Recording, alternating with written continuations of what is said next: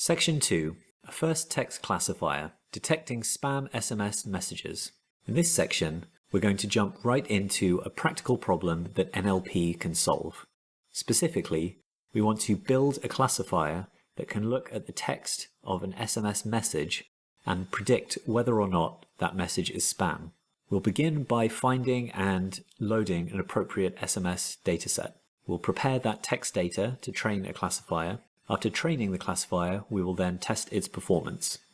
Finding and loading spam SMS data. In this video, we'll talk briefly about the UCI data repository. We'll then turn to our notebook and load that SMS data into a pandas data frame. And then we will split that data into a training set and a test set. The UCI machine learning repository is very useful for benchmarking and testing different machine learning algorithms. It hosts a vast number of different datasets that are completely open for anyone to use. In particular, we're going to use this SMS spam dataset.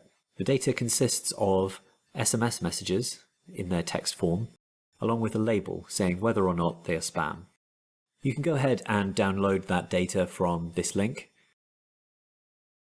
I've already downloaded the data, so I'm going to first import pandas and scikit-learn, and then read it into data frame df. If we take a quick look at the first few lines of df, we see that we have this class, ham or spam, and the text of each one. The next step we're going to take is to split this data into a test set and a training set. This is something we'll discuss in more detail in the section on supervised learning, but when training a classifier, it's important to not train it on your full data, but rather a subset of it.